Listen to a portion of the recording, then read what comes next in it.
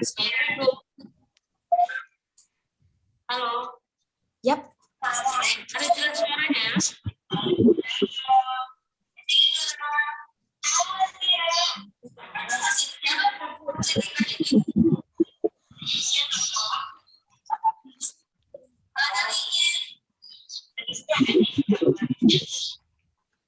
Dari panitia Hari Dongeng ada yang mau memberi pembukaan atau kita bisa langsung aja nih?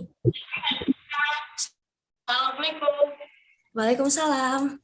Oke, saya mewakili ya, Kak Sakira dari panitia Hari Dongeng Nasional 2021 yang merupakan bacaan Indonesia.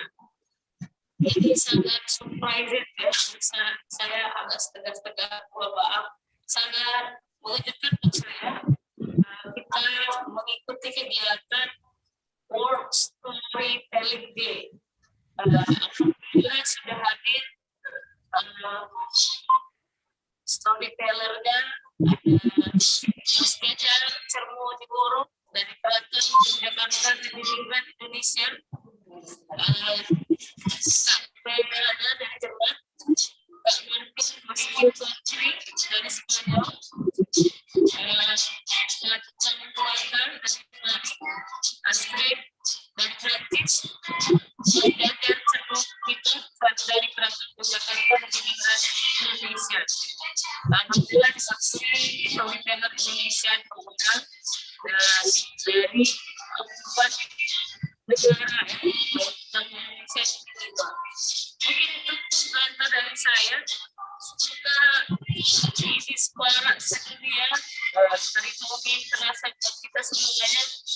Alhamdulillah kita bisa menghadirkan storyteller dari berbagai negara. Alhamdulillah saya juga sedang dengan semangat lagi agenda story. Sekian dari saya.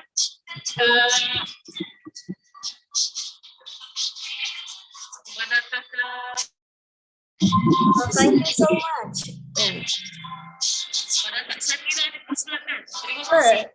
Baik, terima kasih.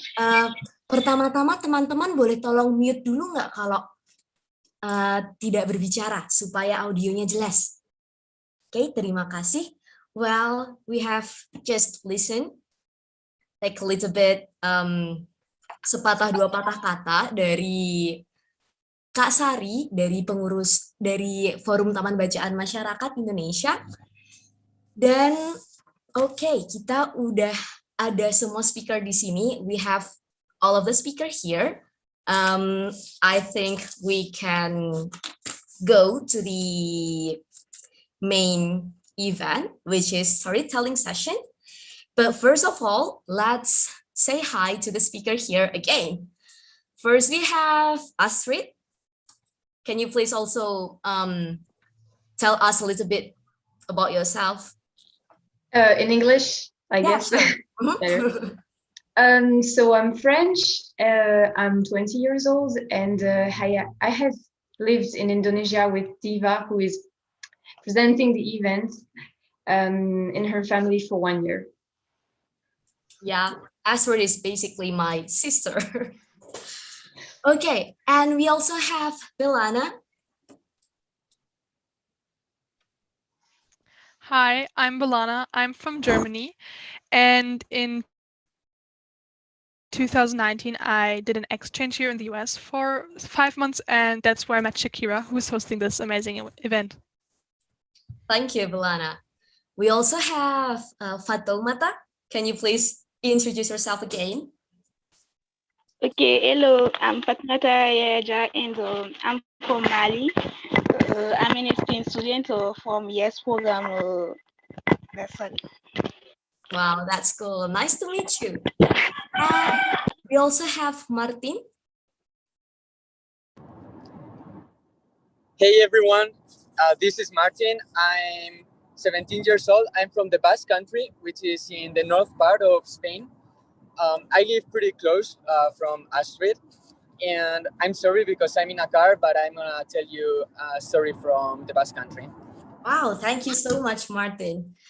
Okay, so we are going to listen to the first story. The first story is actually not from outside Indonesia. First, we're going to listen about one story from Indonesia, from Jogja actually. Bisa ini sekarang kah? Bisa di play sekarang kah buat videonya? So the storyteller is Mas Jajar Cermodiworo yang akan membawakan cerita yang berjudul Bancak Manjala. Oh, gimana cara bacanya? Ada yang bisa memperbaiki? Well, okay, I don't think there's any. Okay, bisa diputar dulu videonya. Setelah itu kita akan mendengarkan cerita dari Belana. Okay, so first of all, we're going to listen a story from Jogja. And after that, we are going to listen story from Belana. Bisa tolong diputar? Oh, okay, sure. Turned out there is a little bit technical problem with it. So we can start to listen to our first story from Belana. Are you ready, Belana?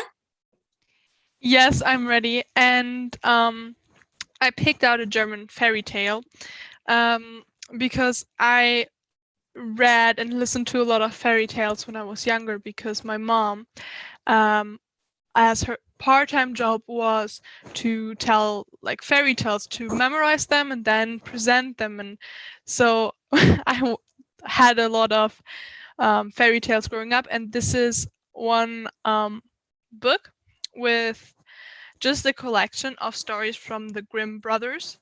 I think they went around Germany and collected all the fairy tales and wrote them down. And some of them are even famous in the whole world, like Rapunzel, I think, is very popular, or Cinderella. And today I'm going to read a story called Hänsel and Gretel, which is in Germany a really popular one, but I don't think it's as popular internationally. So I'm gonna read it in German, and then I'm gonna ask you what you think the story is about, and I'm going to explain the story to you. But I think it's gonna be funny to see what you think I just told you. Well, thank you, Belana. One second. Jadi teman-teman nanti akan ada interaksi antara Belana dan juga teman-teman. Nanti Belana akan nanya, kira-kira ini ceritanya tentang apa ya? Yang bisa mau mencoba menjawab bisa dituliskan di kolom chat, oke? Okay? Oke, yang sudah siap untuk mendengarkan ceritanya Belana, bisa dong kasih reaksi apapun, boleh jempol, boleh love, boleh reaksi tada. Mau lihat nih antusiasme teman-teman. Hey, okay. Cool. Apparently we are ready to hear the story. Go ahead, Belana. Hänsel und Gretel. Vor einem großen Wald wohnte ein armer Holzhacker mit seiner Frau und seinen 2 Kindern. Das Bübchen hieß Hänsel und das Mädchen Gretel. Er hatte wenig zu essen, und eines Tages konnte er auch das tägliche Brot nicht mehr herbeischaffen. Wie er sich nun abends im Bett Gedanken machte und sich Sorgen herumwälzte, seufzte er und sprach zu seiner Frau: Was soll aus uns werden? Wie sollen wir unsere armen Kinder ernähren? Weißt du was, Mann? Antwortete die Frau. Wir wollen morgen in aller Früh die Kinder hinaus in den Wald bringen, wo er am dicksten ist. Da machen wir ihnen ein Feuer an und geben jedem noch ein Stück Brot. Dann gehen wir an unsere Arbeit und lassen sie allein. Sie finden den Weg nicht wieder nach Hause, und wir sind sie los. Nein, Frau, sagte der Mann, das tue ich nicht.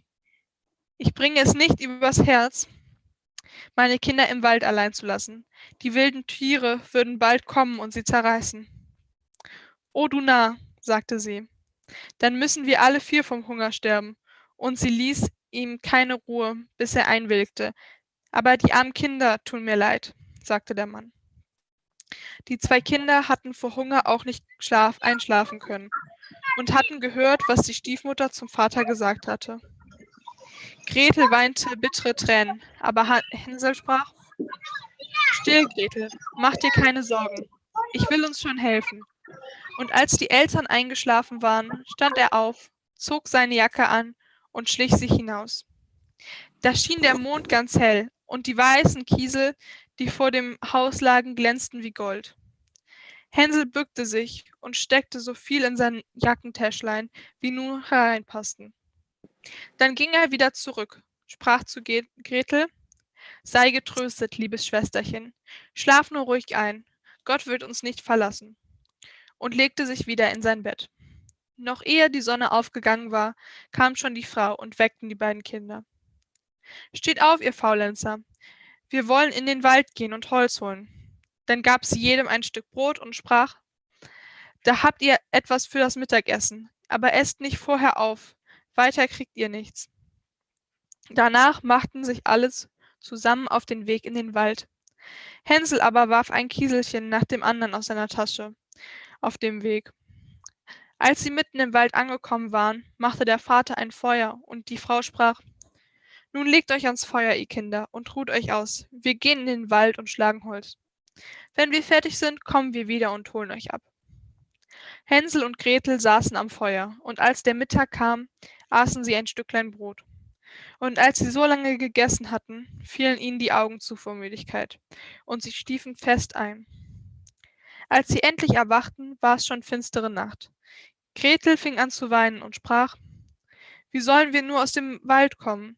Hänsel aber tröstete sie: Wart nur ein Weilchen, bis der Mond aufgegangen ist, dann wollen wir den Weg schon finden. Und als der Vollmond aufgestiegen war, so nahm Hänsel sein Schwesterchen an der Hand und ging den Kieselsteinen nach, die wie Gold schimmerten und ihnen den Weg zeigten. Sie gingen die ganze Nacht hindurch und kamen im Morgengrauen wieder nach dem Haus ihres Vaters.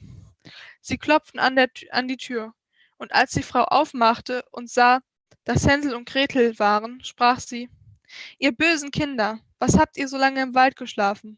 Wir haben geglaubt, ihr wolltet gar nicht mehr wiederkommen. Der Vater aber freute sich, denn er hatte sich große Vorwürfe gemacht, dass er sie so lange zurückgelassen hatte. Nicht lange danach war die Not wieder groß, und die Kinder hörten, wie die Mutter nachts im Bett zu dem Vater sprach: Alles ist wieder aufgebraucht, wir haben nur ein halbes Laib Brot. Die Kinder müssen fort. Wir wollen sie tiefer in den Wald hineinbringen, damit sie den Weg nicht wieder hinausfinden. Es gibt sonst keine Rettung für uns. Dem Mann fiel es schwer, und er dachte, es wäre besser, wenn du den letzten Bissen mit deinen Kindern teilen würdest. Aber die Frau hörte auf nichts, was er sagte, und weil er schon das zweite Mal nachgegeben hatte, musste er auch das zweite Mal nachgeben. Die Kinder waren auch noch wach gewesen und hatten das Gespräch mit angehört. Als die Eltern schliefen, stand Hänsel wieder auf und wollte Kieselsteine holen, wie das vorherige Mal. Aber die Frau hatte die Tür verschlossen, und Hänsel kam nicht hinaus. Aber er tröstete sein Schwesterchen und sprach: Weine nicht, Gretel, schlaf nur ruhig, der liebe Gott wird uns schon helfen. Am frühen Morgen kam die Frau und holte die Kinder aus dem Bett. Sie erhielten ihr Stückchen Brot, das war aber noch kleiner als das vorige. Auf dem Weg in den Wald zerbröckelte es Hänsel in den Taschen, und er warf nach und nach alle Bröcklein auf dem Weg. Die Frau führte die Kinder noch tiefer in den Wald, an einen Platz, wo sie noch nie gewesen waren. Da wurde ein großes Feuer angemacht, und die Mutter sagte: Bleibt nur da sitzen, ihr Kinder, und wenn ihr müde seid, könnt ihr ein wenig schlafen. Wir gehen in den Wald und schlagen Holz. Und am Abend, wenn wir fertig sind, kommen wir euch holen. Als es Mittag war, teilte Gretel ihr Brot mit Hänsel, der sein Stück auf den Weg gestreut hatte. Dann schlief sie ein, und der Abend verging, aber niemand kam zu den armen Kindern. Sie erwachten erst in der finsteren Nacht, und Hänsel tröstete seine Schwester und sagte: Warte nur, Gretel, bis der Mond aufgeht, dann werden wir die Brotbröcklein sehen, die ich ausgestreut habe. Die zeigen uns den Weg nach Hause. Als der Mond kam, machten sie sich auf, aber sie fanden kein Bröcklein, denn die vielen tausend Vögel, die in dem Wald und im Feld umher, hatten sie weggepickt. Hänsel sagte zu Gretel: Wir werden den Weg schon finden.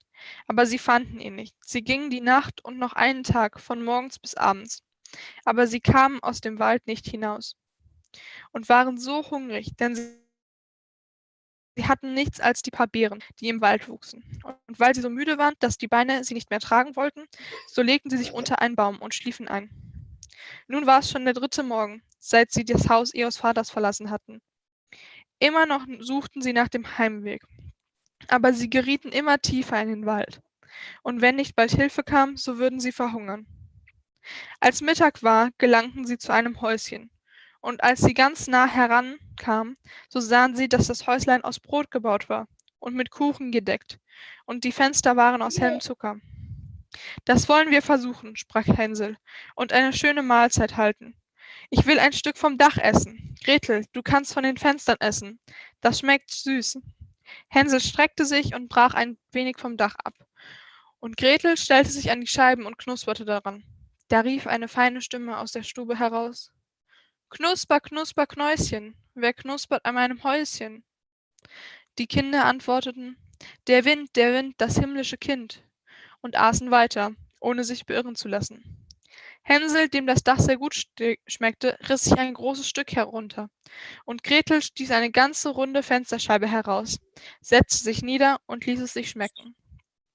Da ging auf einmal die Tür auf, und eine steinalte Frau, die sich auf eine Krücke stützte, kam heraus. Hänsel und Gretel erschraken so gewaltig, dass sie fallen ließen, was sie in den Händen hielten. Die Alte aber wackelte mit dem Kopf und sprach: »Ei, ihr lieben Kinder, wer hat euch hierher gebracht? Kommt nun herein und bleibt bei mir, ich tue euch nichts.« Die beiden fassten sich an den Händen und führte sie ins Häuschen. Da wurde gutes Essen aufgetragen, Milch und Pfannekuchen mit Zucker, Äpfeln und Nüssen. Danach wurden 2 schöne Bettlein weiß bezogen, und Hänsel und Gretel legten sich hinein und glaubten fast, sie wären im Himmel. Die Alte hatte sie nur so freundlich gestellt, sie war aber eine böse Hexe, die den Kindern auflauerte. Sie hatte das Knusperhäuschen bloß gebaut, um sie hineinzulocken. Frühmorgens, ehe die Kinder erwacht waren, stand sie schon auf, und als die beiden so friedlich ruhen sah, mit den dicken großen Backen, so murmelte sie vor sich hin: »Das wird ein guter Bissen werden.« Dann packte sie Hänsel mit seinen dürren Händen und trug ihn in einen kleinen Stall und sperrte ihn mit einer Gittertür ein. Er mochte schreien, wie er wollte, es half nichts. Dann ging sie zum Gretel, rüttelte es wach und rief: »Steh auf, Faulenzerin, trag Wasser und koch deinem Bruder etwas Gutes. Der sitzt draußen im Stall und soll fett werden. Wenn er fett ist, so will ich ihn essen.« Gretel fing an, bitterlich zu weinen. Aber es nützte nicht, er musste tun, was die böse Hexe verlangte. Nun wurde dem armen Hänsel das beste Essen gekocht, aber Gretel bekam nichts. Jeden Morgen schlich sich die Alte zum Ställchen und rief: »Hänsel, streck dein Fingerchen heraus, damit ich fühlen kann, ob du bald fett bist.« Hänsel streckte aber ein Knöchlein heraus, und die Alte, die schlechte Augen hatte, konnte es nicht sehen und meinte, es wäre ein Hänsels Finger, und verwunderte sich, dass er gar nicht fett werden wollte. Als 4 Wochen herum waren und Hänsel noch immer mager blieb, da überkam sie die Ungeduld. Sie wollte nicht länger warten. »He, Gretel«, rief sie zu dem Mädchen, »sei flink und hole Wasser. Hänsel mag fett oder mager sein. Morgen will ich ihn kochen.« Ach, wie jammerte das arme Schwesterchen, als sie das Wasser holen musste. Und wie flossen ihm die Tränen über die Backen herunter. »Spar dir nur dein Geplärre«, sagte die Alte. »Es hilft dir alles nichts. Frühmorgens muss der Gretel heraus, den Kessel mit Wasser auffängen und Feuer anzünden. Erst wollen wir backen. Ich habe den Backofen schon eingeheizt und den Teig geknetet.« Dann stieß das arme Gretel hinaus zum Backofen, aus dem die Feuerflammen schon herausschlugen. »Kriech hinein«, sagte die Hexe, »und sieh, ob schon eingeheizt ist, damit wir das Brot hineinschieben können.« Und wenn Gretel darin war, wollte sie den Ofen zumachen, und Gretel sollte darin braten, und dann wollte sie auch essen.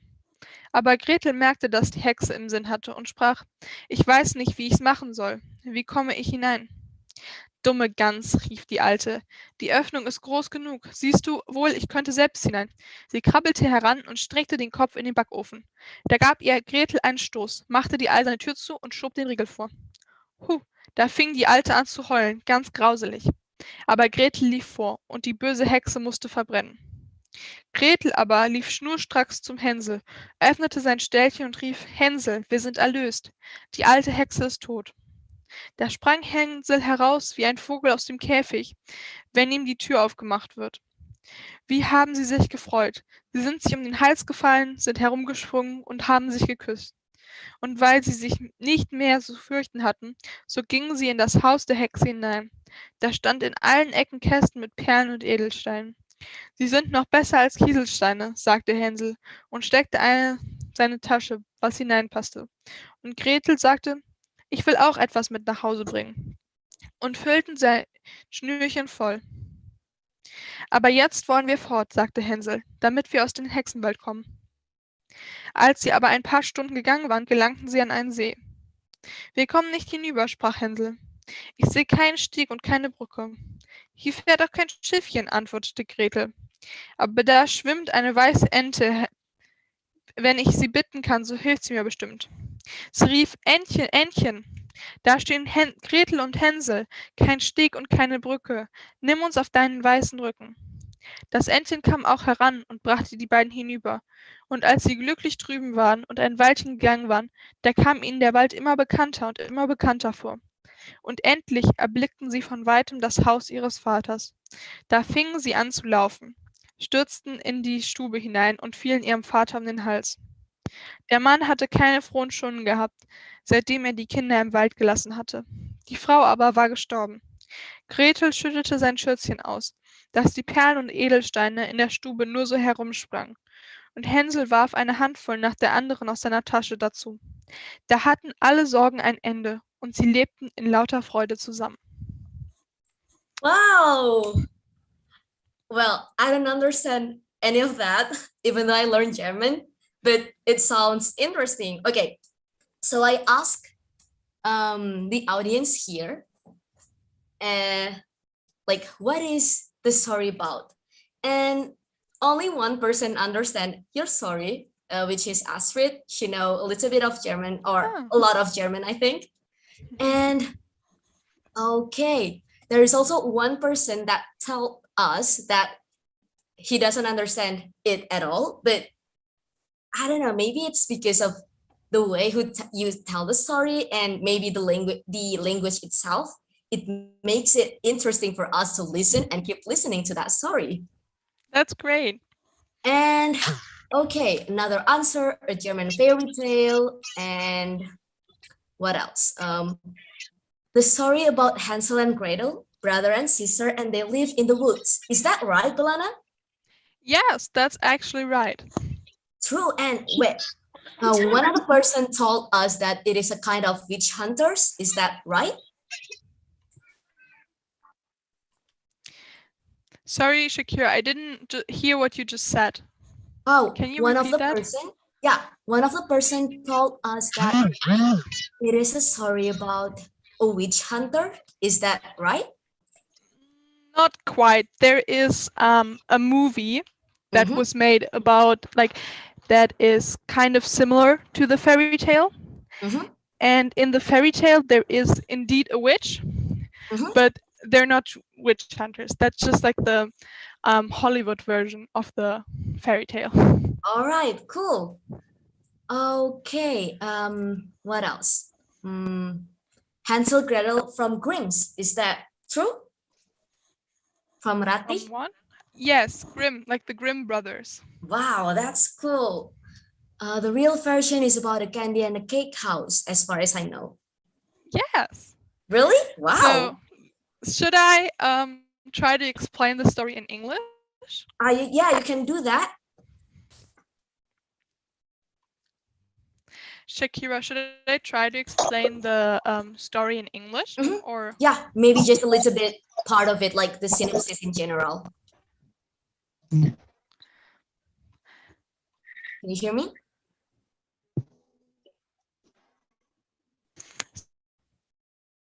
Sorry, my internet was a bit weird. No, it's okay. So the real story, so at the beginning of the story, we get to know Hansel and Gretel, and they are very poor, and they live in the woods with her parents. And one day, the mother has the idea because they're so poor and they don't have a lot of food and they're about to starve, to send the kids in the wood and leave them there so that the mother and the father have more food. So the kids hear that, and Hansel, which is the boy, picks up some stones the night before. And while they walk into the woods, he drops one stone and one stone again to make like a path. And then the parents say, okay, stay here, we'll make you a fire, and we go chop woods and come back. But they don't come back. And they fall asleep. When they wake up, the moon is bright and you can see the path of stones leading back to the house. So they walk back, and the father is glad that they're back, but um, the mother is a little bit disappointed because her plan didn't work out. But it's fine. They don't starve yet. But a few days or weeks later, they are again really hungry and really don't have a lot of money. So the mother decides that she wants to send them out in the woods again. And Hansel wants to go collect some more stones, but he's closed, so he can't. And the parents give them a bit of bread to eat. And Hansel drops pieces of the bread as a path. And same happens again. They make a fire, they fall asleep, and when they wake up, they want to follow that path of bread, but the birds who live in the forest all ate it up. So they are wandering around and don't find their way back. And after 3 days, they find a house made out of cake and gingerbread and sugar, and it's paradise for them. They eat some of the house, like some piece of the roof, because they are really hungry. And then a witch comes out and she says, come in kids, I have more food. And she cooks them food and gives them a bed, and they fall asleep. And then the witch who built this house to get Hansel and Gretel to come to her puts Gretel in some sort of cage and says to no, he puts Hansel in some sort of cage, and he tells Gretel that Gretel now has to cook Hansel food so that he gets big and fat and she can eat him. So a few weeks pass, and Hansel is really smart. The witch is almost blind, and whenever the witch wants to check his fingers to see if they're like thick and if he is fat now, he puts out a piece of bone from one of the meals. And so he has more time, and the witch doesn't know if he gets fat. And after 4 weeks, the witch is okay, I have enough. Gretel, prepare water. I want to cook Hansel tomorrow because she just doesn't have any time anymore. She doesn't want to wait any longer. So they also prepare some bread, and the witch has the plan to say to Gretel, hey, go into the oven with the bread to check the heat. And she then wants to close the door. But Gretel is also really smart and says, I don't know how to do it. How do I check the temperature? So the witch is the one who crawls into the oven, and Gretel then shuts the door and gets Hansel out of the cage, and they leave and go back home, and they bring some goods like jewelry and pearls that they found in the witch's house. And as they return back home, their father is so happy that they are back home. And in the meantime, the mother has died, and they all live happily ever after. So that was the story in English. Wow, thank you so much. Well, okay. I think we can. Okay, I have one question for you, Belana. Is it common in Germany for parents to tell the children sorry before they go to sleep?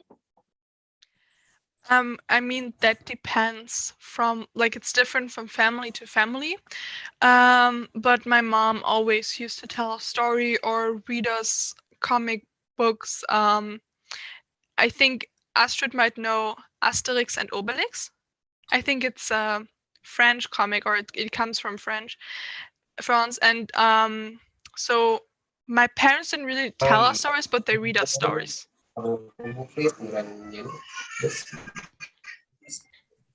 Oh, well, thank you so much. Okay, I think we can listen to another story, and Belana, you can leave from this meeting. But before that, can we take a picture of us together first? Sure. Okay. Kita bakalan foto dulu, teman-teman. Yang masih off cam boleh on cam, karena setelah ini Belana akan melanjutkan aktivitas. Kita on cam dulu. Oke. Oke. Aku bakalan hitung 1, 2, 3. Hitungan ketiga aku bakalan nge-screenshot, oke? 1, 2, 3. Thank you. This is the first page. Well, wait, I need to move the picture to another document first. Sambil yang lain, siap-siap dulu nih. Benerin kerudung atau apa gitu. Oke. Halaman kedua. Oh, kita ada 3 halaman nih. Oke, the second page. Yang mau on cam silahkan. 1, 2, 3. Great. Okay, we have one last page. Halaman terakhir. 1, 2, 3. Great. Okay, that's all. Thank you so much, Belana, for sharing your story to us. If you have anything to do afterward, you can leave this meeting. And do you have anything to say before you leave this meeting? First of all, I'm probably gonna stay to listen to the other stories. Okay. But thank you all for listening, and I'm really happy I got to tell the story and that you all liked it so much. So thank you. Thank you so much, Belana. Belana bilang nih, dia bakalan stay untuk mendengarkan beberapa cerita lain dan dan bilang terima kasih sudah mendengarkan ceritanya Belana. Oke, kita kasih apresiasi ke Belana pakai hati, tanda hati for Belana. Yay! Thank you so much, Belana. Okay, so next we'll listen to story from the Basque Country. Ada yang masih ingat nggak nih Basque Country itu di mana? Boleh jawab di chat. Hey, yeah, so we're gonna listen to story from the Basque Country, and Martin will tell the story. But first of all, who in this Zoom room know where is the Basque Country? Spain, yeah, true. Okay, Martin, I think you can share your story, and if you want to also introduce a little bit about yourself, you're welcome.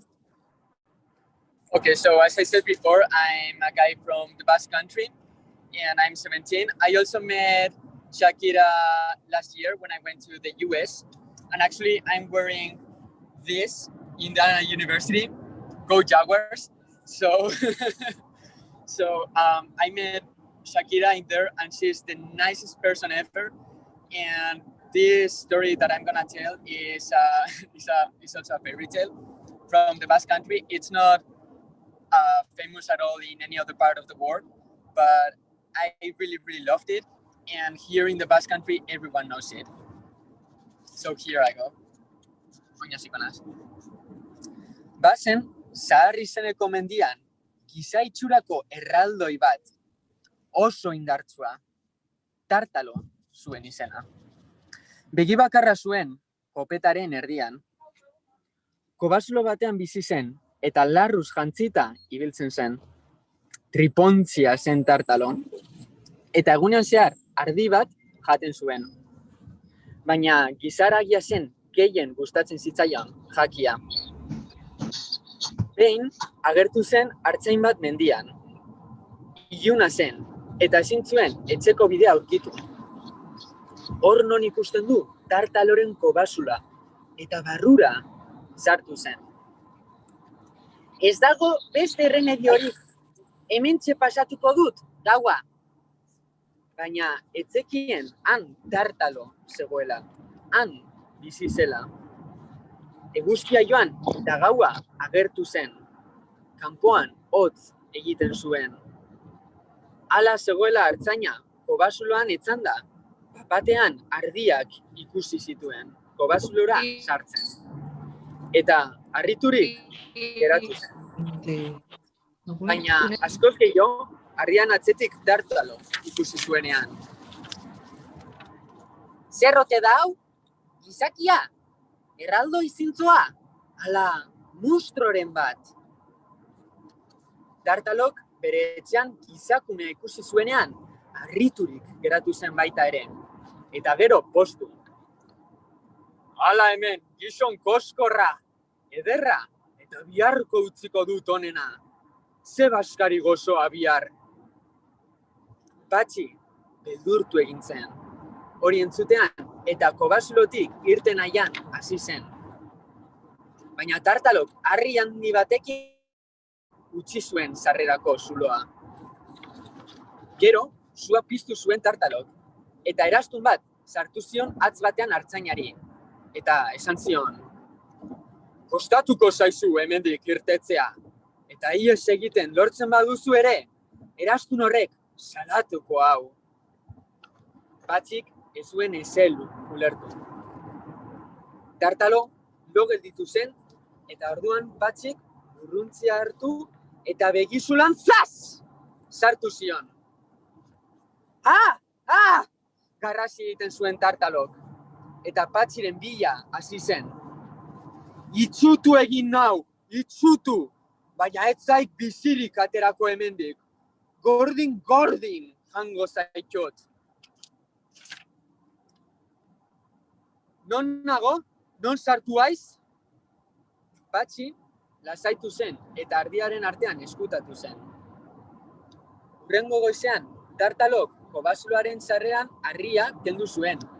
Eta orduan, txistua jota, ardiak ataratzen ziren. Banan, haien artean, ia hartzaina zegoen ikusiz. Orduan, Patxik ardien artia jarri zuen bere bizkarrean. Eta holan, tartalok ezin zuen eta aintzik emon, eta ardien artean irten zan kalera. Korrik hasi zen, baina orduan tartalok jarri zion erastuna, martxan hasi zen. Hemen nago, hemen nago! Pertemuan. Yes, zijoala. Sorenya musuhan.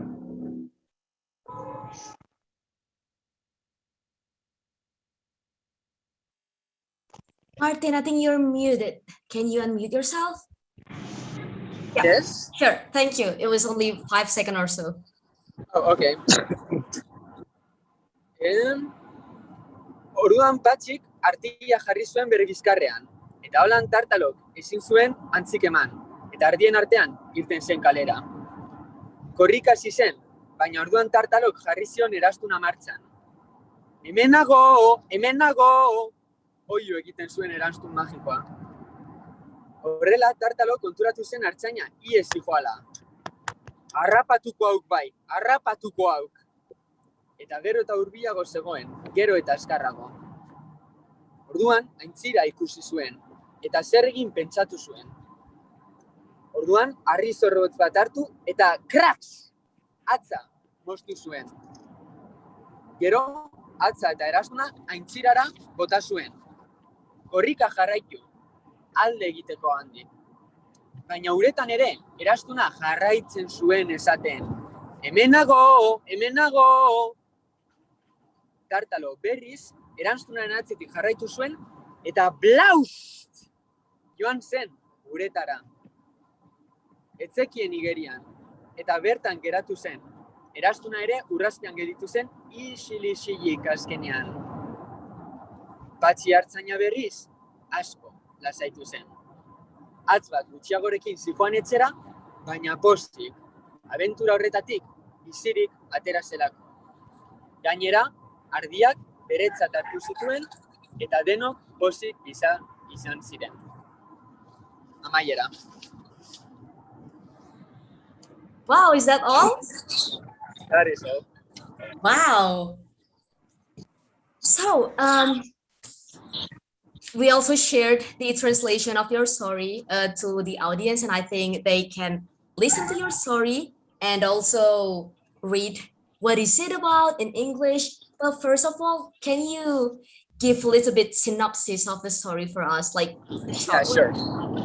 So there is this fat giant in a cave in a mountain called Sarra. So this giant every day eats one sheep, but it also likes eating humans. So one day, a shepherd called Pachi gets lost in the mountain, and he's finding the way home, but he can't find it.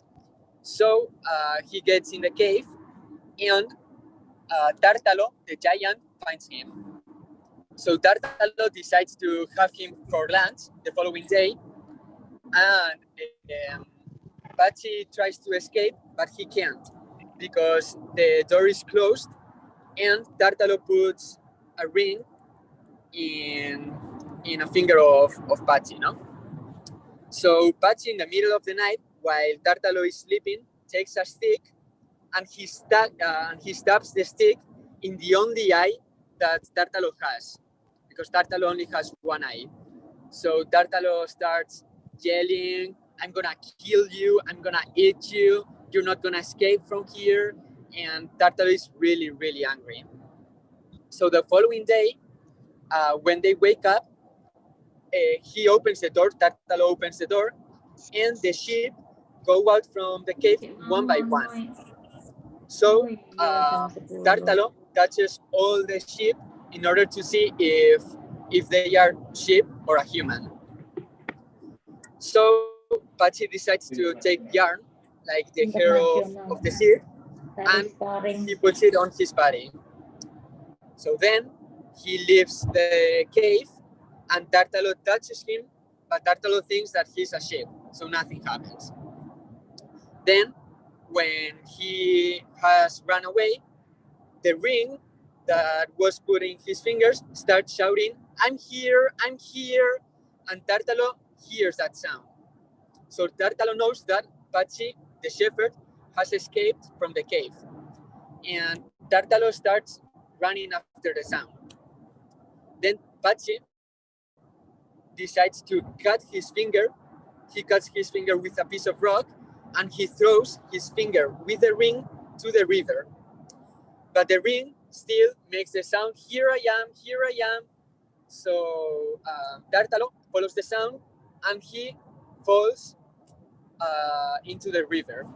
Tartalo doesn't know how to swim, so he drowns, and he dies. Tartalo dies, and Pachi the shepherd takes all of the sheep, and he returns home without a finger, but he is really, really happy because he is alive. Wow, that's cool. And that is Okay, wow, there is, we have someone here that said at the end, it's better lose something small but get the bigger things, or being safe. Nice value I learned from this story. Thank you, Martin, for the nice story. Thank you so much. And yes, it is true that sometimes we have to sacrifice a part of us, but if it is for something bigger, if it is in order to achieve something bigger for us, then it is absolutely worth it. Yeah, that's right. Well, actually, in Indonesia, we have a similar story like that. We call it Timur Really? Mas. Maybe some of you guys are familiar with it. It is a story of a young girl that is also, there is also a giant, a really big fat giant that tried to capture her, and she ran away. And the giant is also drowned to a lake, a big lake. So it's nice to hear almost similar story, but in different language from different culture. And Yeah. I'm also interested to know more about the Basque language, because I'm sure that not all of the person here know what is that language, and maybe, oh, it's not that popular between other languages such as German or other language. Can you give us a little bit information about that language? Yeah, sure. So as I said, the Basque Country is in the northern part of Spain and also in part of France. Because many times we say that the Basque Country is only in Spain, but that is actually not true, because part of France is also the Basque Country. The Basque Country is basically the place where people speak Basque, which is a language that has nothing, absolutely nothing to do with Spanish, French, German, English, or any other single language in the world. So linguists try and find similarities between languages, and that's why we know that all the languages from Europe come from the same language, which is called the Proto-European language. And then that language developed into more and more different dialects that have become languages. So German, Norwegian, English, Spanish, Italian, French, all of those languages come from the same language, but Basque, my language, has nothing to do with the rest of them. Basque is absolutely different. The grammar is different, the vocabulary is different, the way it works is different. So it has more similarities with Japanese than with Spanish. And that That's is really cool. the case. Yeah.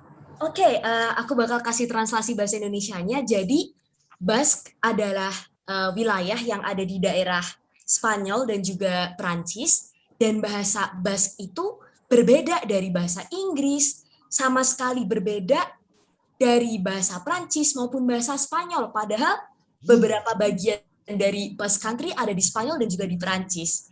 Malah katanya bahasa Basque ini lebih mirip sama bahasa Jepang. Asik banget nggak nih? Okay, Martin, before you end your story, before we move to another speaker, can you teach us one word in Basque language? Yeah, sure. So there is one word that is really, really important to say. Eskerrik asko. Maybe you can type it because Yeah. we don't know how to say that. So it is eskerrik asko. Eskerrik asko? Eskerrik asko. Yeah. Eskerrik asko.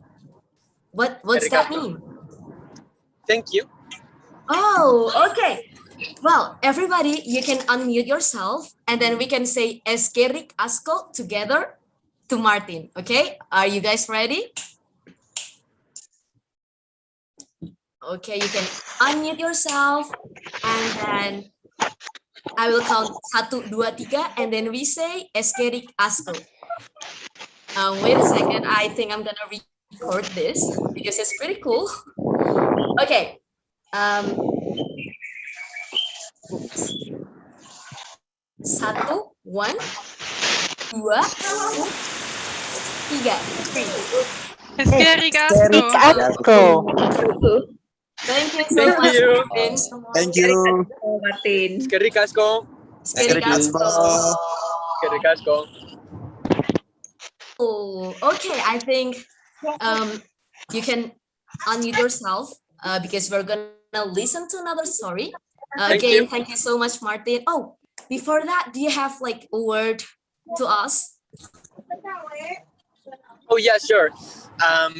Just to say that thank you so much for having me here. And stories are a fundamental part of our childhood, but not only our childhood, but our entire life. And don't ever stop reading and don't ever stop dreaming about all those stories that we used to hear as a kid. Wow, thank you so much. That's such a nice word from Martin. Jangan lupa membaca, karena membaca itu penting. Okay, teman-teman? Okay, great. We are going to listen to another story. We're gonna go to Africa. Fatoumata, are you ready for sharing your story to us? Yes, I'm ready. And will you share your screen? Yes, so Okay. I have a screen. I think you should be able to share your screen now. Yes. Kita akan ke Mali. Mali adalah sebuah negara di Afrika. Dan kita akan mendengarkan cerita tentang salah satu festival yang ada di Mali. Okay, where is she? Okay, can you do that? Or is there any problem with it? I'm trying, but it's not working. Okay.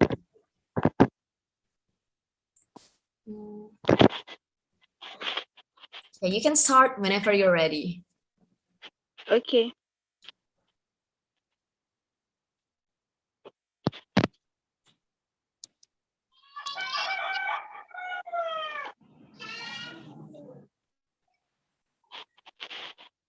Sorry, my connection is the screen is not ready, so I will just wait.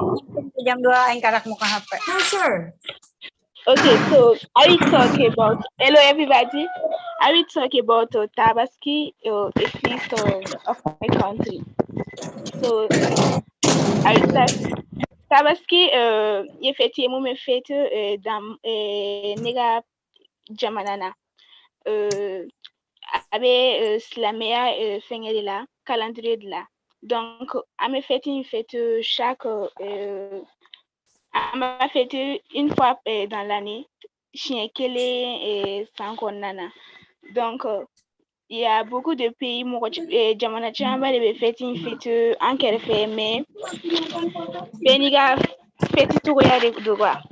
Donc, fête quand ni manan on parle souvent du mouton. Oui, that's mean saga in my language.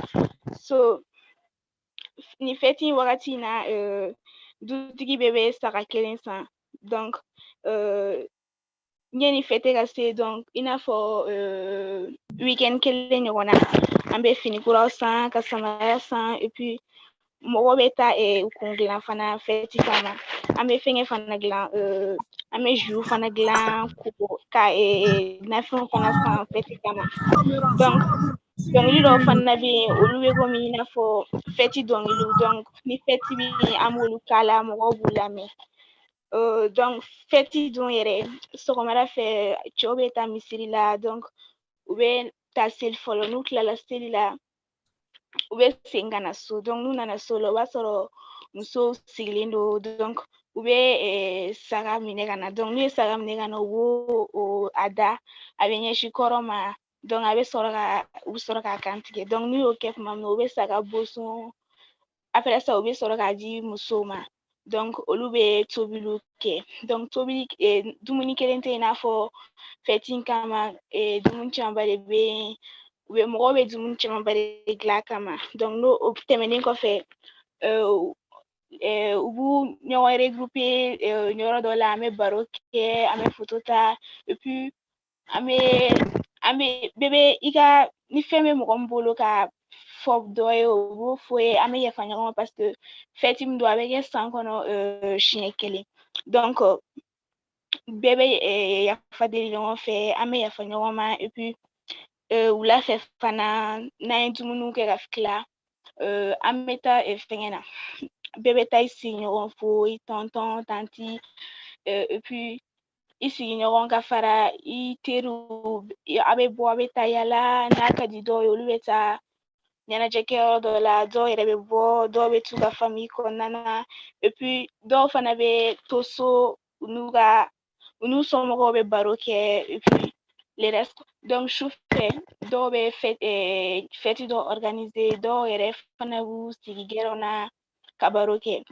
donc fɛti a tɛ kɛ tile kelen généralement parce que fɛti min don a bɛ kɛ san kɔnɔ siɲɛ kelen donc bɛɛ b'i nisɔndiya quoi donc u b'a kɛ san kɔnɔ parfois tile 4 parfois tile 3 parfois tile 2 a bɛ dépend mɔgɔ min bɛ ka fêter a bɛ dépend a ka famille de la dɔw ka famille b'a kɛ tile 1 dɔw ta b'a kɛ tile 2 et puis dɔw fana b'a kɛ tile 3 donc n'a y'o fɛn ninnu kɛ ka ban a bɛ o tile 2 n'o tile 3 bɛɛ la sagaw bɛ faga et puis dɔw yɛrɛ bɛ misi faga a bɛ dépend ni fɛn min se b'i ye quoi parce que a bɛ silamɛya fêti de kɔnɔ quoi donc ni fɛn min se b'i ye i b'o de faga ni saga yɛrɛ se t'i ye dɔw bɛ taa sogo san dɔw yɛrɛ tɛ fɛn faga mais i b'a sɔrɔ u sigiɲɔgɔn comme dans mon pays, le Mali, solidarité bien quoi.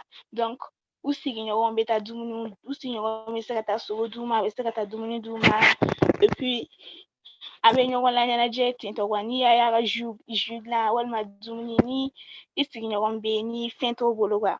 Donc, il mesakata doda ma, abeja et puis, avec couler on ignorons fait, et puis, avec ignorons fo, avec yafa ignorons ma, adabolo yare kama wasla, mais ala anga yafa ignorons ma, et puis, anga ignorons gasisi.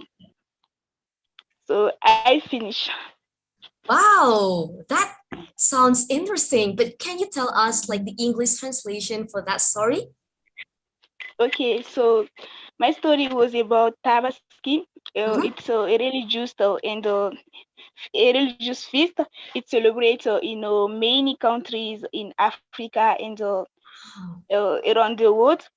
So in my country, we have some traditions for the feast. The difference of between Tabaski and the other holidays in my country is a sheep. So during Tabaski, every sheep for family buy a sheep. A week before the feast, we buy clothes, new clothes, or new shoes. We do our hair because it's like a feast. So everyone wants to become beautiful. So the day of the feast, the men go to the mosque to pray. So when they go back at home, they slaughter the sheep, and the woman start with the cooking. So we eat, we spend all the day, we eat, we dance, we also make Hello? Oh, I think the connection is here though. Hey teman-teman, sepertinya koneksinya sedang terputus sambil kita menunggu. Tadi cerita Tabaski adalah cerita feast atau pesta dari negara Mali yang juga banyak ditemukan di banyak negara-negara Afrika.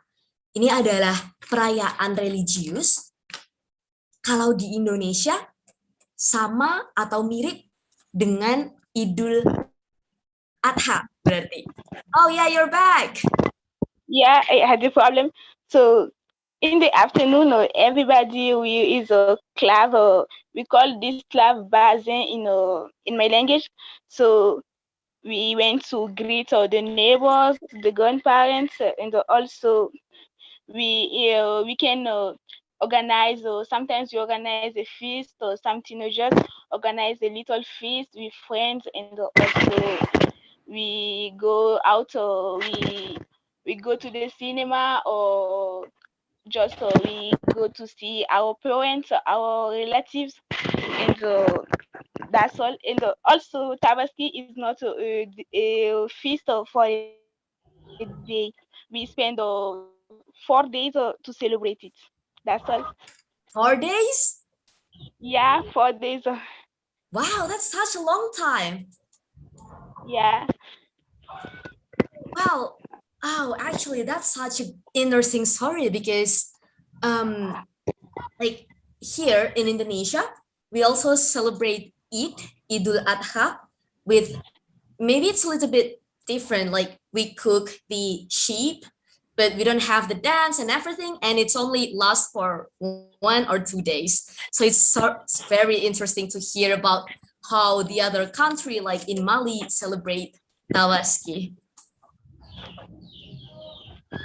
Okay. Well,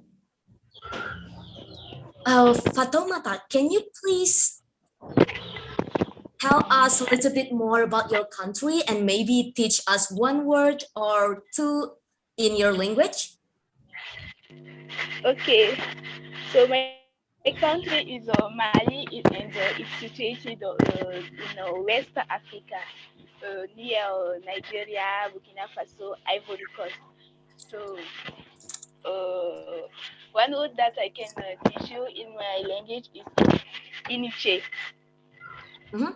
Iniche. This means thank you in French. Iniche? Iriche. Iriche. This means thank you. So iriche, right? Iriche. Is that right? Yes. Okay. I'm gonna Yes, type it's it. right. I'm gonna type it in the room.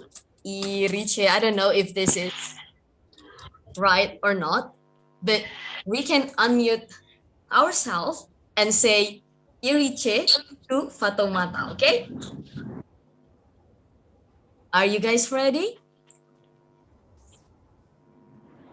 You can unmute yourself and say Iriche to Fatoumata. Like, oh, first of all, before we say thank you, I'm gonna read something from the chat room.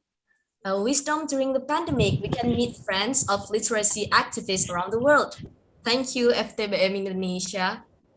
And nice story, Fatoumata. I can imagine how nice the festival is. Yeah, me too. Hi, thanks for your story. I guess it's an amazing festival. Okay, are you guys ready? You can unmute yourself and then we say Iriche together in dalam hitungan 3, oke? Okay? Oke, 1, 2, 3. Iriche. Thank you. Thank you so much, Thank Fatoumata. you. Yeah, before we move to our next speaker, do you have one word or maybe there is something that you want to say to us? Yeah, so thank you for the video, for the visual, for the story. I'm really happy to be here, and I also learn many things about other stories, and I'm really happy for that. Thanks. Thank you, thank That's all. you. All right, we can give a reaction for Fatoumata. I want to put love.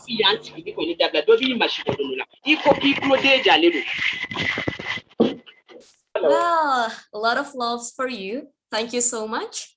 Now we're going to listen to our last story outside from Indonesia, which is a story from Astrid. Are you ready, Astrid? Yes, I'm ready.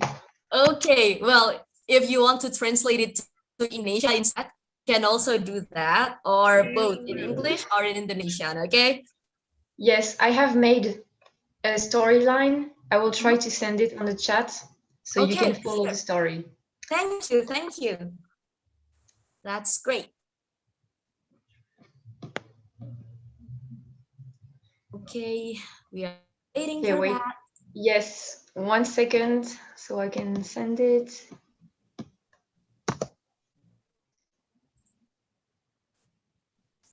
Oh, sure. So normally you can open that. I hope it works. Okay, I'll see. I'm gonna. Or I can share my screen, maybe. I don't know. Yeah, you can do that too. Okay, well, I'll try to do that. All right. Comment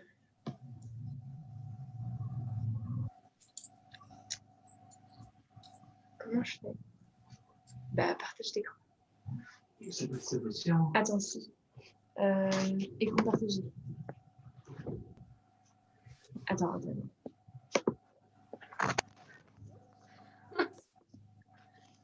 Okay, should be. Great. Yeah, I see the screen. Okay. And can you hear me well? Perfectly. Okay. So I will be telling you a very short story about. It's called Puss in Boots in English, and so it's a French story, but I think it's popular in the rest of Europe, as many stories are. And so it's divided in 3 parts, as you can see on the text here. So I will be reading slowly and I will make a pause so you know where we are at maybe I will show where I'm at with the mouse so you can follow.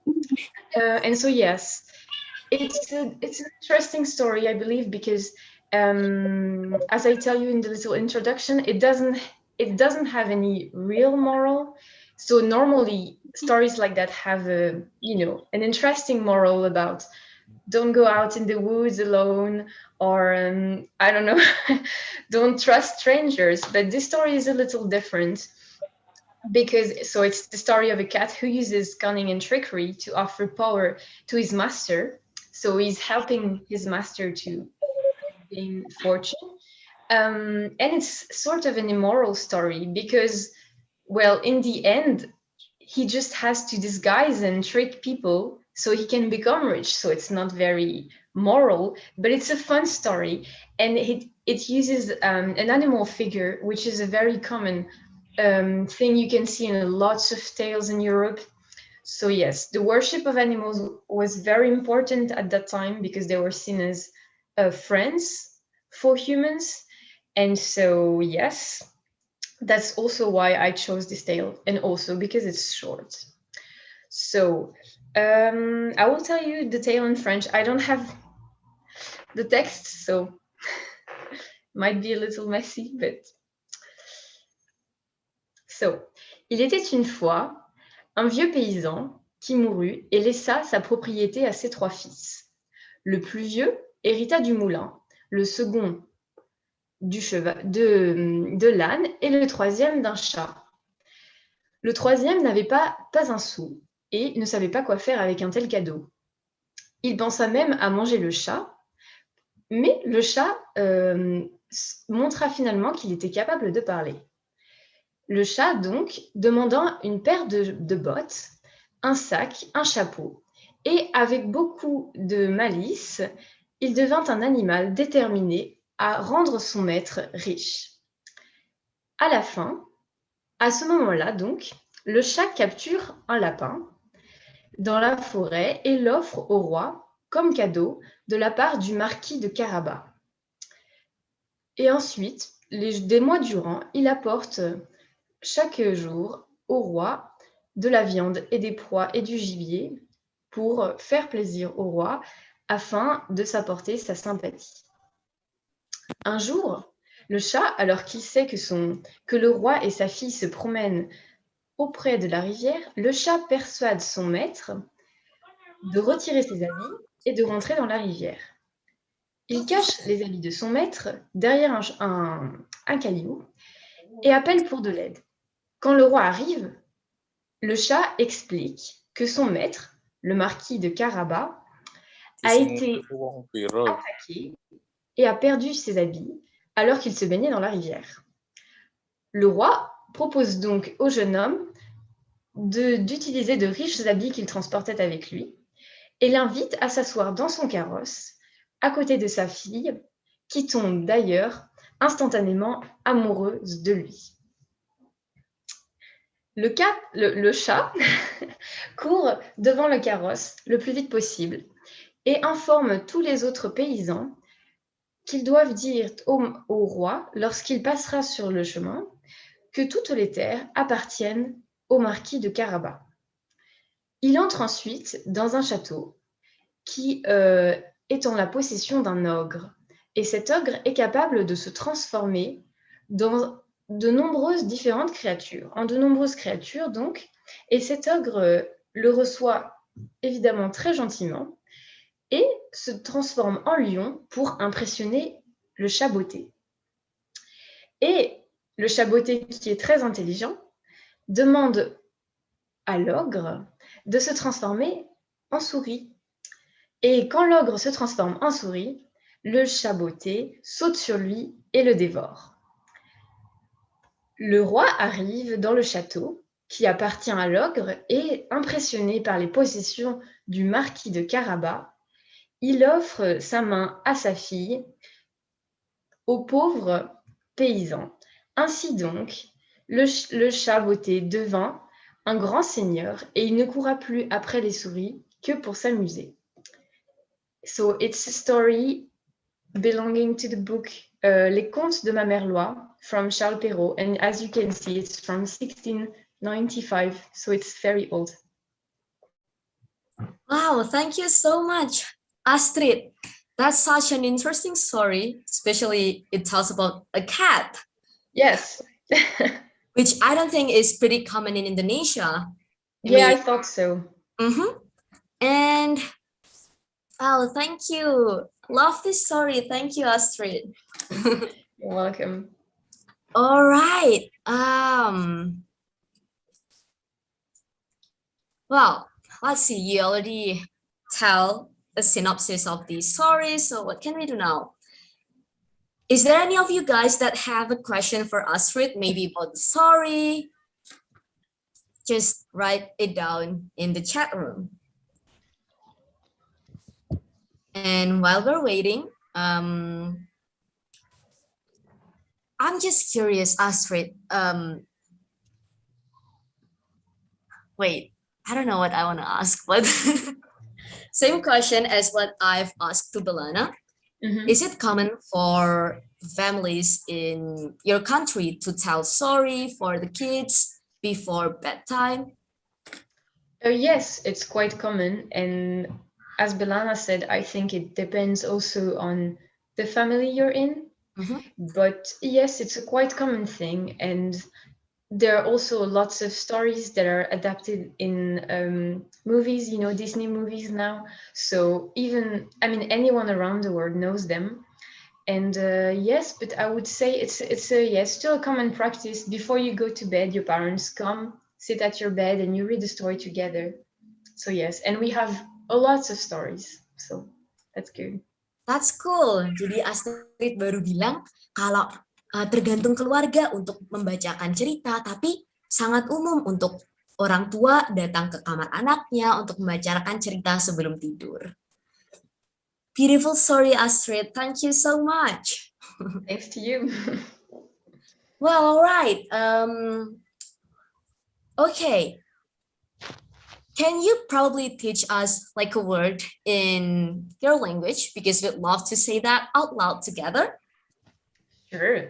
I could teach you to say, well, I could teach you to say thanks for the story, maybe, because lots of you already know how to say thanks, I guess. So it would be merci pour l'histoire. Merci. Pour l'histoire. Yes, I will type it. Okay, sure. Thank you.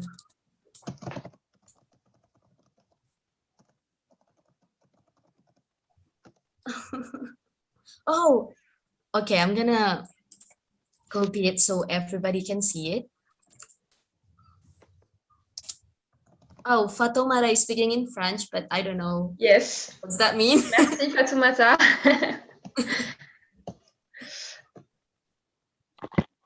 Ah yes, sorry. J'ai une question, s'il te plaît. J'aimerais lire l'histoire là.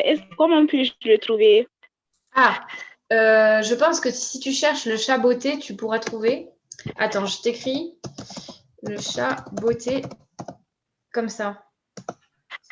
Tu regardes sur Internet et voilà, tu devrais trouver normalement. Sinon, je te l'envoie si tu veux sur Wikipédia. Ok, merci.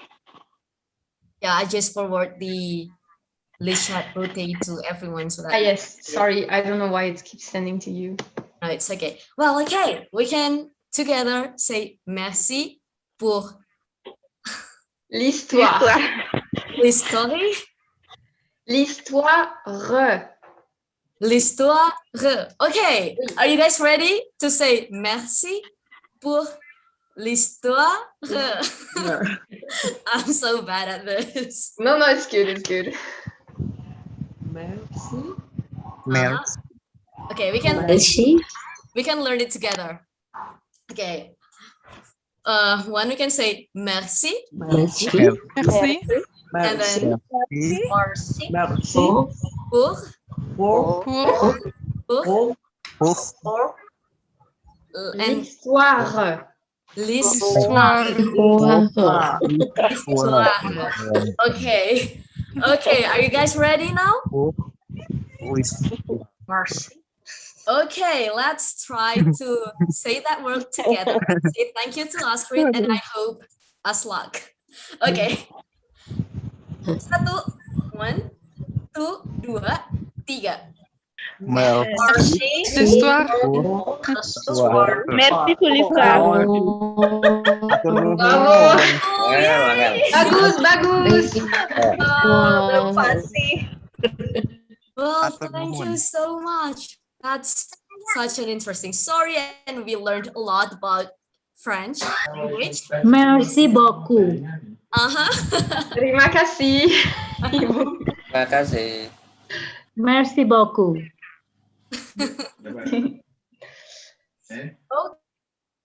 Okay, as before we move to another story, it will be a story from Indonesia.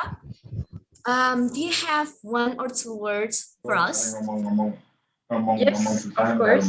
Thank you very much, Steva. And I don't know if you made the events by yourself or with Ibu Eni as well, but thank you to Keluarga Nuradi, who I cherish a lot. And terima kasih. Selamat malam. I guess. Sorry, pardon me. Kenapa? Can we ask you? Sure. What do you think about the king's voice in every telling story? You mean when the voice For changes? expression, the story, or for expression, the character? I think it's very important if there are people talking together to give a different voice, to give a different feeling of personality. I guess it's very important, yes. Like you this, oh, and so on. Yeah. Wow, cool. Apakah pertanyaannya sudah terjawab? Yeah. Okay. Yeah, well, I see. Thank you. Can we get this telling story in this afternoon? I think the text. I mean the text. Yeah, we should be able to send it through. Would you I'm please not to sure. send me? Wait a second. I think I can forward it to you. Can you text me your email address? Okay. Thank you.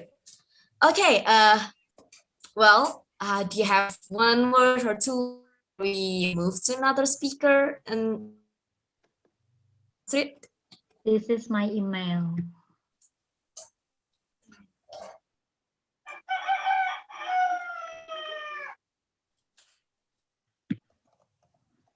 This is my email.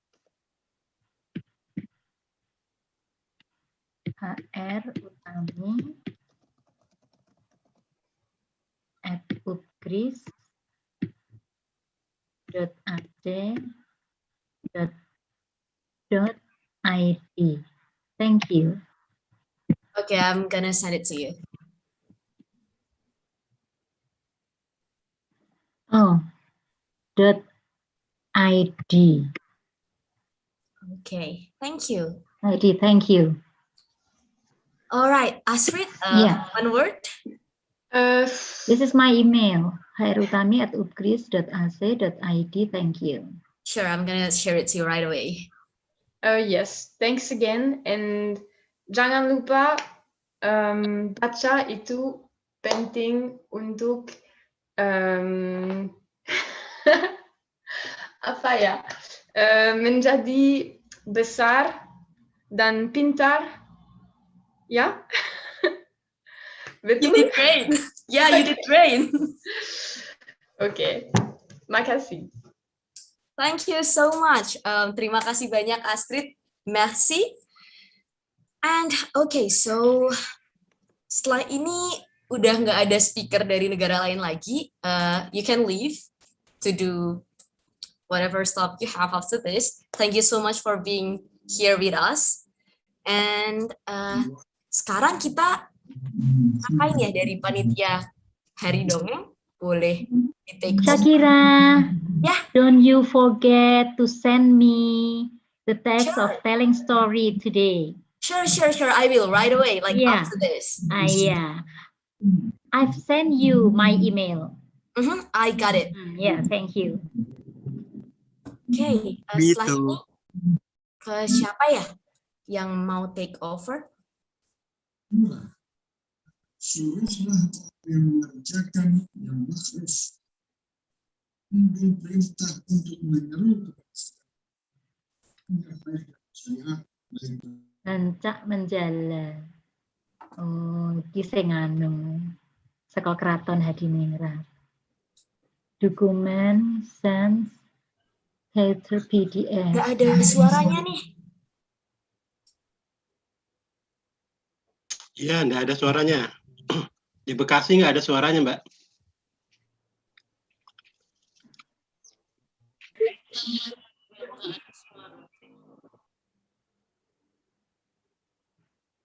Is it in English?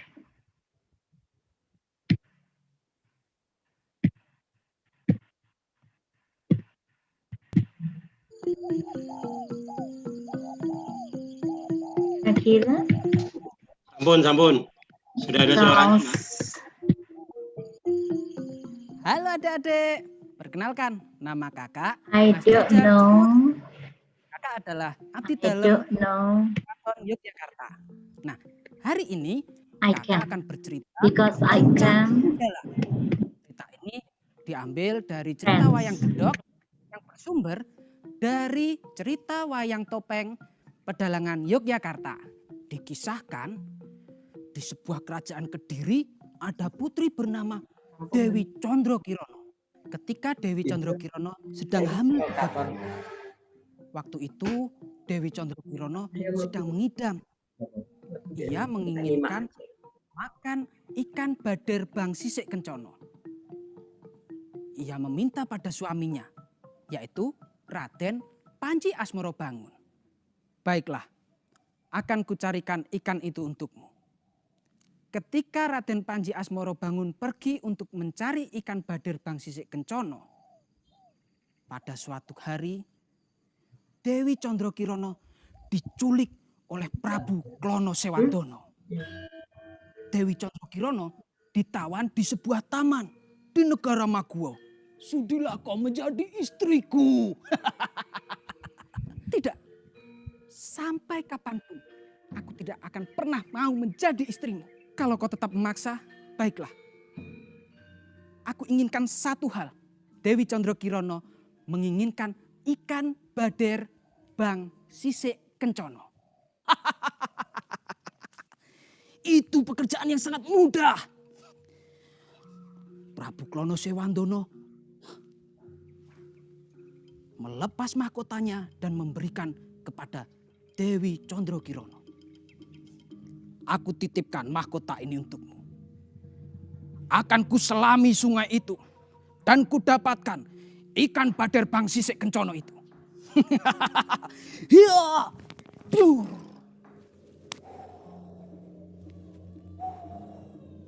Prabu Klono Sewandono menyelam di tempat lain, di sebuah tepi sungai, masih di sungai yang sama. Raden Panji Asmorobangun sedang membawa jala, diikuti dengan abdinya, yaitu Bancak dan Doyok. Ya berjalan.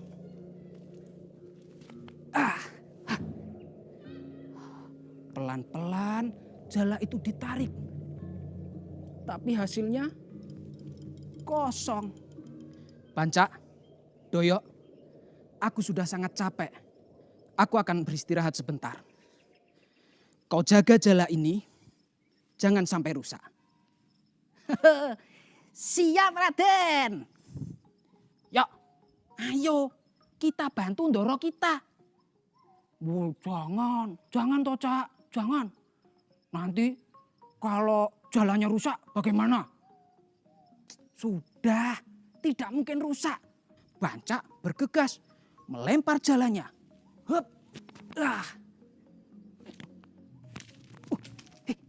Yuk, ini jalannya nyangkut. Pasti ini ikan bader bang sisik kencono. Ternyata yang Yang masuk ke dalam jala adalah Prabu Klono Sewandono yang sedang menyelam mencari ikan. Kurang ajar.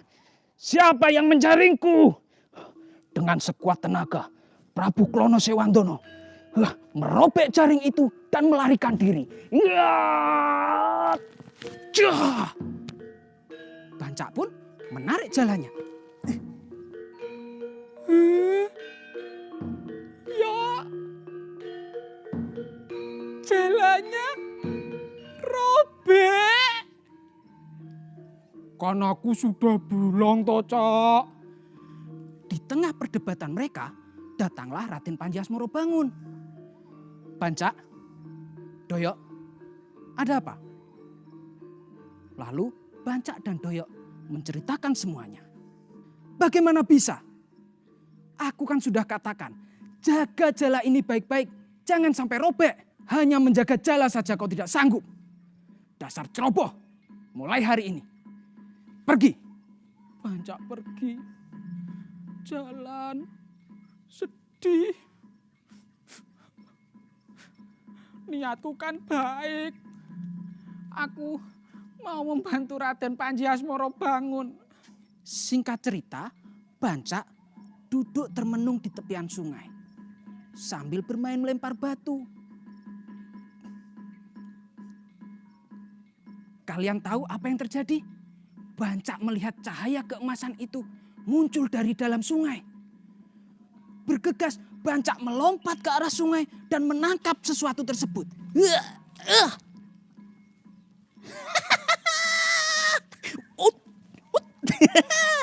Aku mendapatkan ikan badar bangsise kencana. Bancak pun melanjutkan perjalanan. Dan ternyata itu adalah taman kerajaan Maguwo. Loh, Sang Dewi Candrakirana. Nasib baik ini sedang berada padaku. Bancak melihat sesuatu yang ada di tangan Dewi Candrakirana. Dewi, kalau boleh tahu, itu apa Dewi? Oh, ini adalah mahkota Prabu Klono Sewandono. Kalau boleh, saya pinjam, mau saya pakai Dewi. Ya silakan. Terima kasih Dewi, terima kasih. Hop. Aku seperti seorang raja. Tiba-tiba Prabu Klono Sewandono datang. Siapa kau? Berani-beraninya memakai mahkotaku. Aku Bancak. Kenapa? Kau yang menculik Dewi Candrakirana toh? Memang. Apa urusanmu? Aku akan membawa pulang Dewi Candrakirana. Akhirnya mereka berdua bertempur hebat. Yang menang adalah Bancak. Akhirnya Bancak mengajak Dewi Candrakirana untuk pulang ke kerajaan Kediri. Di tengah perjalanan, Dewi Candrakirana bertemu dengan Raden Panji Asmorobangun. Bancak, bagaimana mungkin kau bisa bersama Yayi Dewi Candrakirana? Ketika saya diusir, nasib baik sedang berada padaku, Den. Akhirnya aku bisa membawa Dewi Candrakirana. Bancak, maafkan aku. Begitu juga dengan saya ya, Den. Maafkan. Ya, tak apa. Sudahlah, Bancak. Ngomong-ngomong, mahkota siapa itu? Hah? Kenapa kau pakai?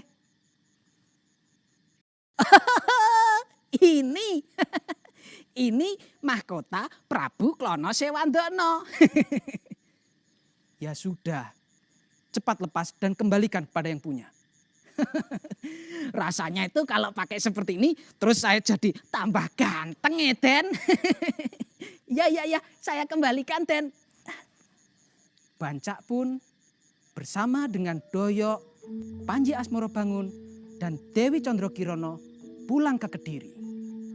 Dewi Candrakirana dan Panji Asmorobangun bisa bersatu kembali dan hidup bahagia.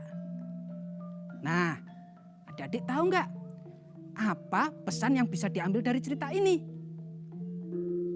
Pesan yang dapat diambil dari cerita ini adalah ketika kita mendapatkan tugas, kita harus melakukannya sebaik mungkin dan tidak boleh ceroboh.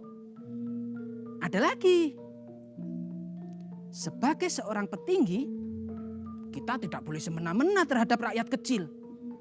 Dan satu lagi, permasalahan yang sangat besar pun ternyata bisa diselesaikan oleh orang kecil yang dalam kisah ini digambarkan sebagai banca. Cukup sekian dulu ya. Kita sambung lain kali. Dah.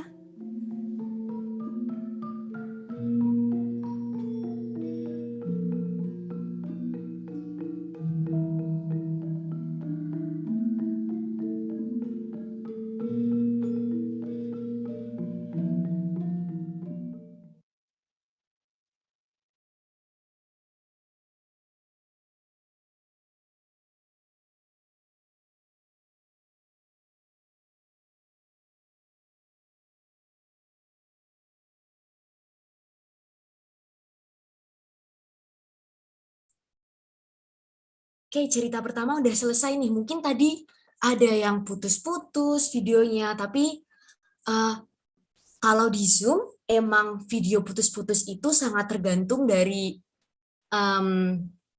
sinyal yang streaming dan juga yang kita sebagai audiens. Jadi Dari lokasi, betul. ya, sangat tergantung dari kedua belah pihak. Jadi mohon maaf buat teman-teman yang terganggu ya. Ya.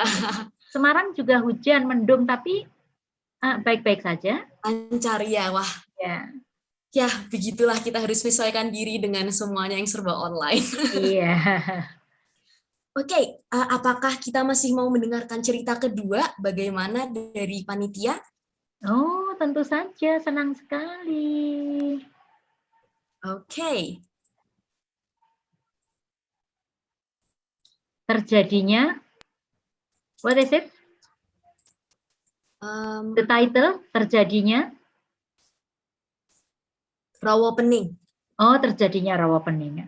Selamat mendengarkan semuanya. Semoga kali ini lebih lancar videonya. Halo Sobat Dongeng, perkenalkan kakak adalah Mas Jajar Cermogupito, abdi dalem dari Keraton Yogyakarta. Di sini kakak akan bercerita dari cerita dongeng wayang krucil. Cerita ini berjudul Terjadinya Rawa Pening.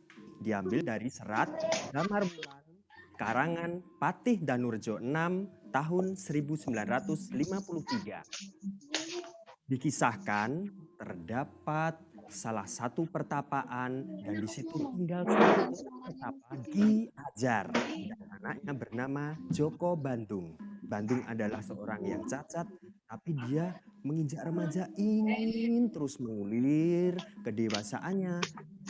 Ayah, aku ingin mencari pengalaman hidup ya. Joko Bandung, kamu mau mencari pengalaman apa nak?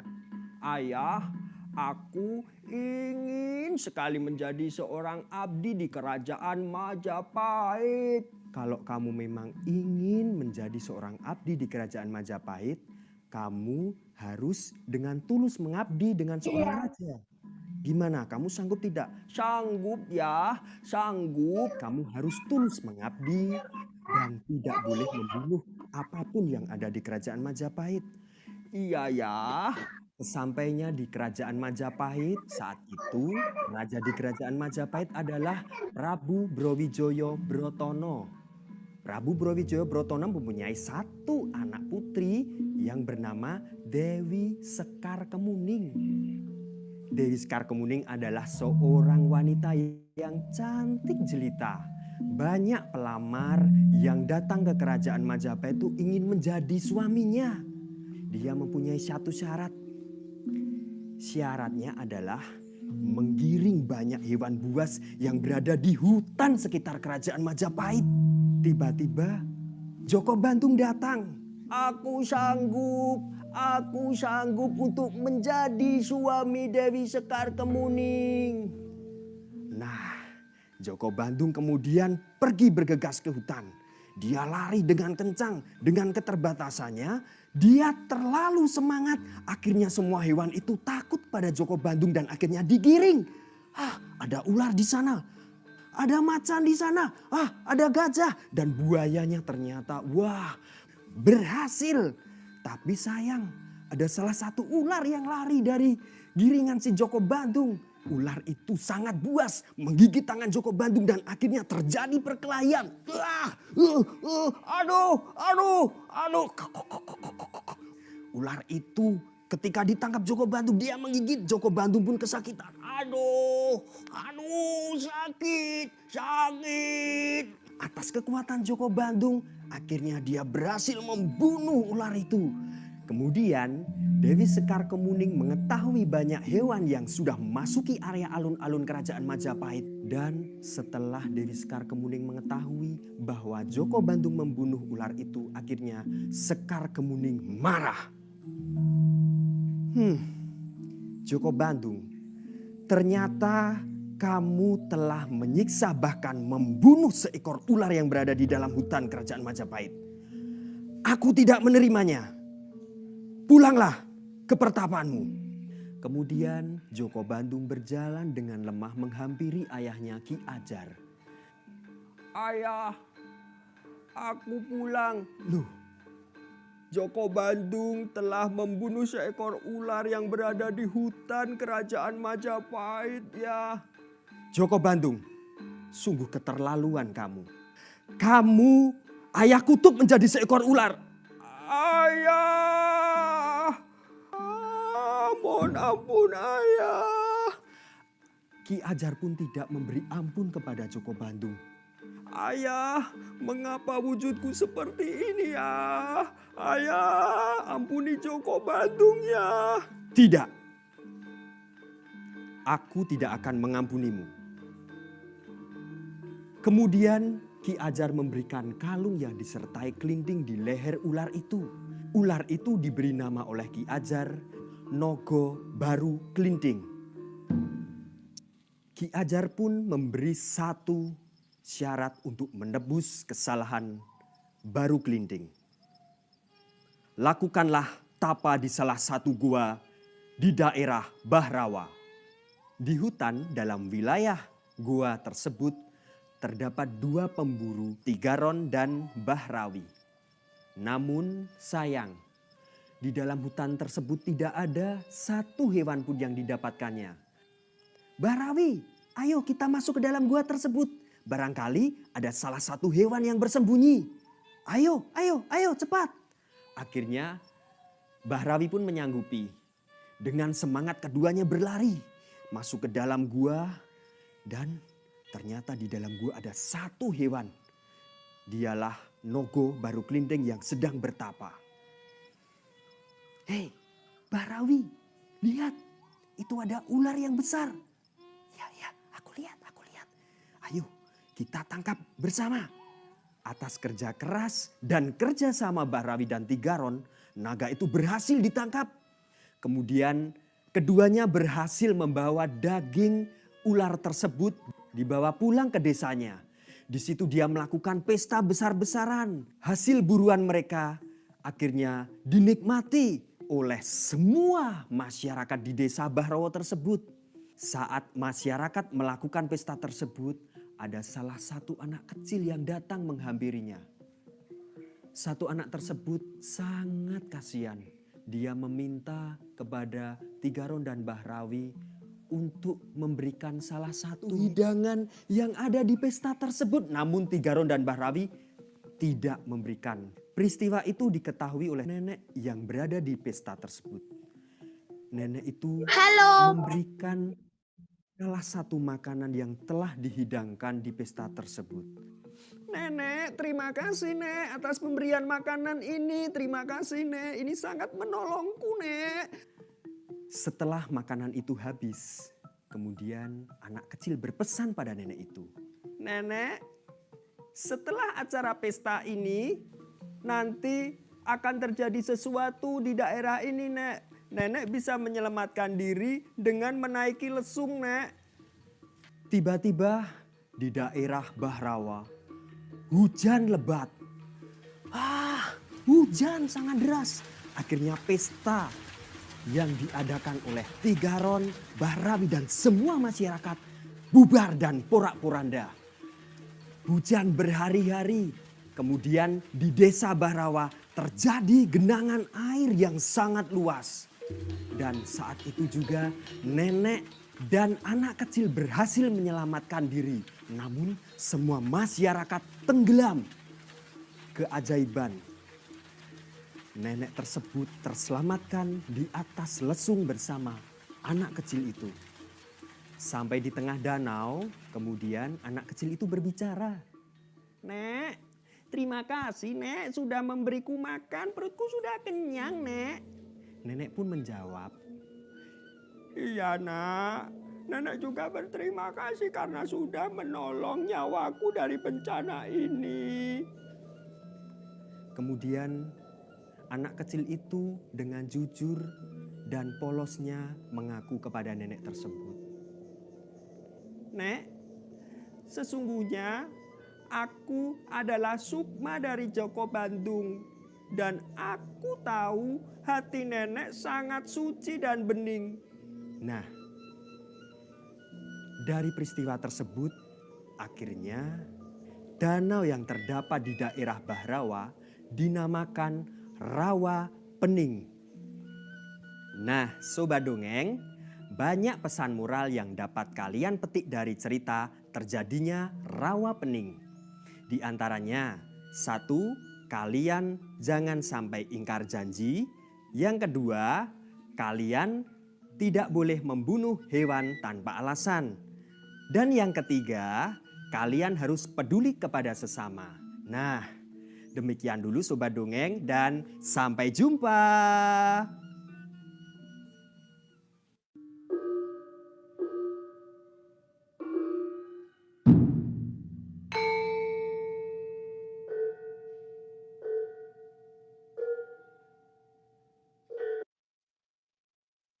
Wah, terima kasih. Kita sudah selesai mendengarkan semua cerita. Mau nanya nih ke panitia untuk meeting kita saat ini masih bisa diakses lewat YouTube nggak ya setelah acara selesai? Masih bisa. Masih bisa. Oke, masih bisa buat lihat kembali. Nanti kalau mau ngelihat kembali, mau coba dengerin ceritanya lagi, mungkin besok belajar bahasa-bahasa baru mau dengerin biar aku tahu nih ceritanya tentang apa, masih bisa dengerin, oke? Oh iya, pasti. Sepertinya dari Syakira itu aja. Syakira kembalikan ke Kak Sari untuk ditutup. Oke. Terima kasih ya Kak Syakira. Bahasanya sangat bagus. Terima kasih kembali, saya juga masih belajar. Alhamdulillah, storytelling for the world ya. Saya susah juga bahasanya. Jadi kita mendengar pendongeng atau storytelling dari beberapa pendongeng dari luar negara. Oh iya, dari barat ya Bu ya. Dari beberapa negara ya. Dari beberapa negara. Untuk informasi, besok kita masih ada kegiatan, ada workshop dongeng, menanamkan budi pekerti dan meningkatkan literasi jam 9 sampai jam 10.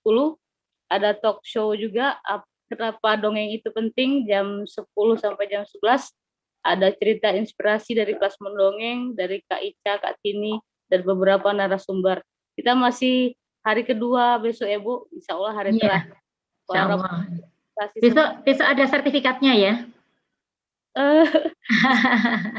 Nanti di chat saja ya Bu ya. Oke. Ya. Dari saya mohon maaf kalau ada kekurangan. Dimulai jam berapa besok? Besok kalau untuk workshop jam 9. Tapi kita parade dongengnya yang via rekaman dan nanti jam 8 insya Allah sudah mulai. Oke. Sekian dari saya. Sekali lagi terima kasih kepada pengurus pusat yang hadir. Ada Mbak Heni, ada Mbak Suhartina juga tadi yang membuka. Mohon maaf kami dari panitia apabila ada kekurangan dan kekhilafan. Semoga menjadi perbaikan untuk peringatan Hari Dongeng Sedunia 2022 nanti.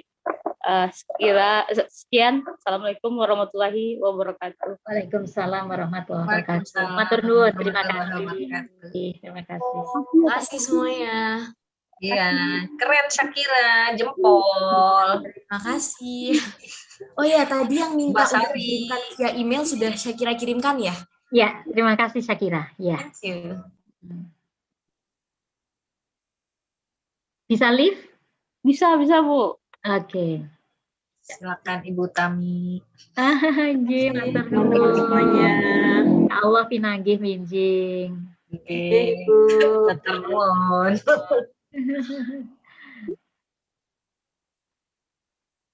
Terima kasih semuanya. Dipertemukan. Terima kasih semua. Terima kasih Bu Nur Penny. Bu Utami. Terima kasih Bu Utami. Oleh Mbak Maya ini. Matur nuwun, matur nuwun. Pak Cahyo. Ya, terima kasih ya. Selamat ya FTDM mengadakan acara. Nyun pamit, sugeng sonten. Panitia keren, panitia keren. Terima kasih Mbak Dwi, bisa ditutup ruangannya. Kita ketemu besok. Terima kasih teman-teman semuanya. Selamat istirahat. Siap Mbak, ini aku lihat. Ya Mbak Ani. Semangat semuanya panitia. Udah mau maghrib, sip. tetap semangat, sehat.